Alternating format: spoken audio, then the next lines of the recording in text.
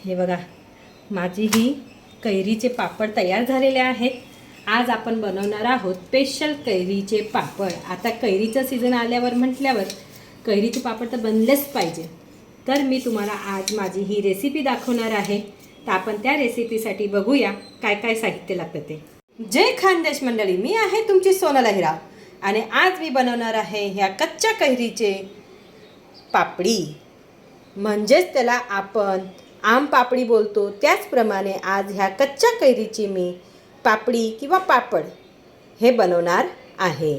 तर त्याची आपण रेसिपी बघून घेऊया।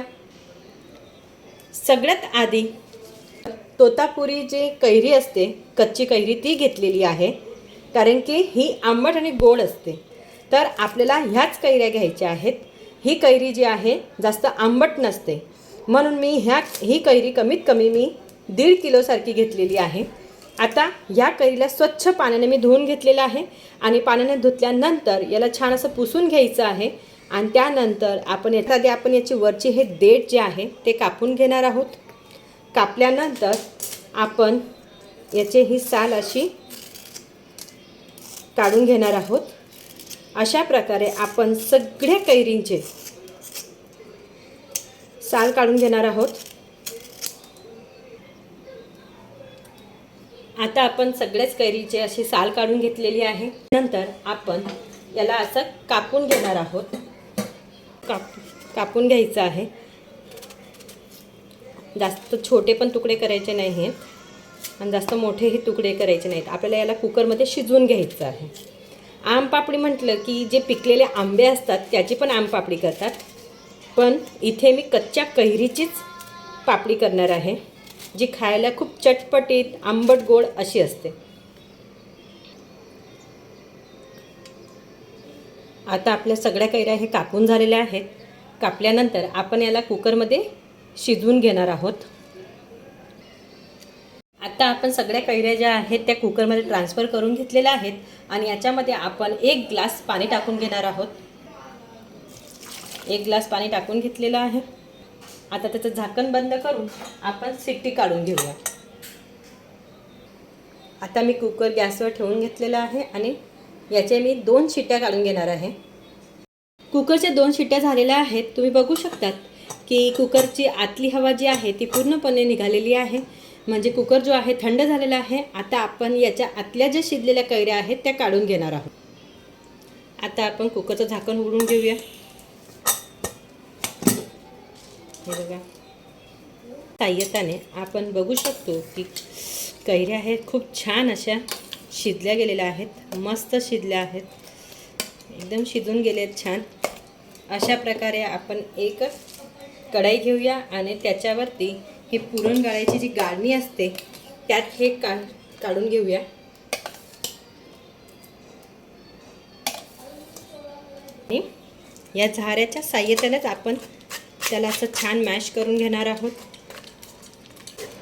ही जी कैरी आहे शिजलेली ती असं गाळून घ्यायचं आहे, कारण की याच्यात जे काही धागे असतील ते याच्यातच राहून जाणार आणि खाली छान असा रस मस्त पडणार आहे। अशा प्रकारे आपल्याला हे पूर्ण बारीक करून घ्यायचं आहे। हे बघू शकतात की छान असा गर जो आहे खाली गेलेला आहे आणि हा जो थोडासा चोथा आहे किंवा धागे आहेत ते चाळणीमध्ये राहिलेले आहेत।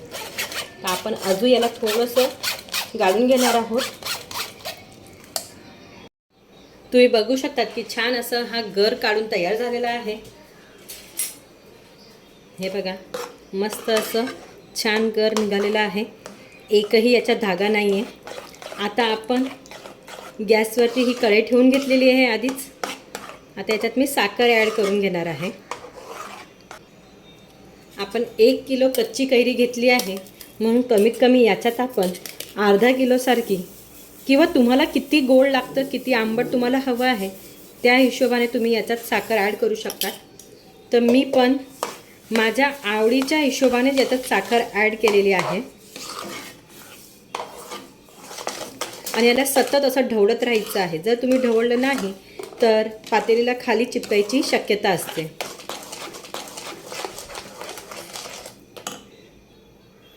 मला थोडं आंबट वाटलेलं म्हणून मी थोडी साखर आणखी ॲड केलेली आहे. याचं साखरचं जे मेजरमेंट आहे ते तुमच्या आवडीच्या हिशोबाने. जर तुम्हाला आंबट हवं असेल तर कमी साखर टाकायची, जर जास्त जास्त थोडं गोड हवं असेल तर साखरची क्वांटिटी थोडीशी वाढवून घ्यायची आहे. आणि सतत याला आपल्याला ढवळत राहायचं आहे. आता आपल्याला याला मंद आचेवरती कमीत कमी 7 ते 8 मिनटासाठी छान असं शिजवून घ्यायचं आहे. याला जास्त शिजवण्याची गरज नाही आहे, फक्त साखर मेल्ट झाली त्यानंतर आपल्याला 5-1 मिनटासाठी छान ढवळून घ्यायचं आहे, छान शिजवून घ्यायचं आहे. आता बघू शकतात की जवळपास हे जे सारण जे आहे ते तयार झालेलं आहे. आता हे सारण अजून आपण 1 ते 2 मिनटं शिजवून घेऊ. तोपर्यंत आपण हे जे ताट आहेत ह्या ताटांना तेल लावून घेऊया. आता आपण ह्या ताटामध्ये तेल टाकून घेणार आहोत. थोडंसं तेल टाकल्यानंतर या तेलाला आपण ताटामध्ये चारही बाजूने पसरवून घेणार आहोत. अशा प्रकारे आपल्याला हे तेल जे आहे ताटाच्या चारी बाजूला स्प्रेड करायचं आहे. ताटाला तेल लावून घेतलेलं आहे. आता ह्या सारणमध्ये आपण फूड कलर जो असतो हिरवा, तो फूड कलरही घालू शकतो, पण मी याच्यात फूड कलर घातलेला नाही आहे कारण की माझ्याकडे आता अवेलेबल नाही आहे म्हणून. तर आता हे सारण जे आहे ते पूर्णपणे रेडी झालेलं आहे. आता आपण गॅस बंद करून घेऊया आणि हे जे सारण आहे ते ताटात काढून घेणार आहोत आपण.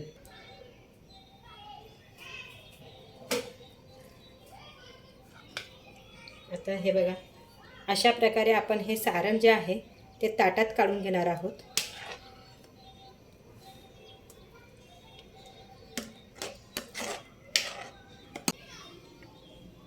तुम्ही बघू शकतात की ताटामध्ये हे छान मी सारण जे आहे ते चारी बाजूने पसरवून घेतलेलं आहे. दोघं ताटामध्ये छान पसरवून घेतलेलं आहे मी. हा ना. आता हे जे ऊन जर असेल तर आपण उन्हामध्ये हे पापड जे सुकण्यासाठी कमीत कमी 2 दिवस लागतात. जर ऊन नसेल तर घरातच आपण पंख्याखाली आपल्याला 2 ते 3 दिवस हे सुकायला लागतात. तर आता पावसाळी वातावरण आहे, म्हणजे मेचा महिना चालू आहे, पण तुम्हाला सगळ्यांनाच माहिती असेल की यावेळेस अवकाळी पाऊस पडत आहे, म्हणजे कधीही कुठेही कितीही पाऊस पडत आहे. तर त्याच हिशोबाने आमच्याकडेही पाऊस होत आहे. म्हणून मी आता हे पंख्याखाली कमीत कमी 2 ते 3 दिवसासाठी सुकवून घेणार आहे. रात्री काय करायचं, याला आता आपण बारीक जो दुपट्टा असतो तो वरून झाकून घेणार आहोत, जेणेकरून याच्यावर कुठलीही घाण वगैरे पडणार नाही. तर आता आपण याला सुकायला ठेवूया. आता हे बघा, आपल्या ह्या आम पापडला कच्च्या कैरीचे जे पापड आहेत त्याला 2 दिवस झालेले आहेत सुकून. हे बघा, मी कडेने असं सुरीने बघा साईडला केलेलं आहे. ते किती छान असं, हे बघा किती छान उचल, हे बघा किती ग्लोसी दिसत आहे, किती छान दिसत आहे. आता हे आम पापड आपले तयार झालेले आहेत. अशाच प्रकारे हे दुसऱ्या ताटातले पण मी काढून घेणार आहे. पहिले साईडचे जेवढे कड्या आहेत ते आपण साईडला करणार आहोत आणि असं उचलायचं आहे. आणि हे बघा किती सुंदर. आता याचे आपण छान असे काप करून घेऊया. बघूनच तोंडाला पाणी येत आहे. असे कापून झाल्यावरती आपण याचं असं छान रोल करून घेणार आहोत. असं छान रोल आपण करणार आहोत. हे बघा, असे सगळे रोल आपण करून घेणार आहोत. किंवा बाकीची कँडी पण मी बनवून ठेवणार आहे. हे बघा, किंवा तुम्ही असे चौकनी पण कापून स्क्वेअरमध्ये कापून पण तुम्ही एका एअरटाईट कंटेनरमध्ये भरून ठेवू शकतात. जेणेकरून एअरटाईट कंटेनरमध्ये भरल्यावर आपल्याला याला फ्रीजमध्ये ठेवायचे, जेणेकरून हे 1 वर्ष किंवा 6 ते 7 महिने आरामाने टिकतात. हे बघा, तुम्ही बघू शकतात किती पारदर्शक दिसत आहे, है ना. तर माझी ही रेसिपी जर तुम्हाला आवडली असेल तर नक्कीच तिला लाईक करा, फॉलो करा, शेअर करा आणि सबस्क्राईब करायला विसरू नका. जय हिंद.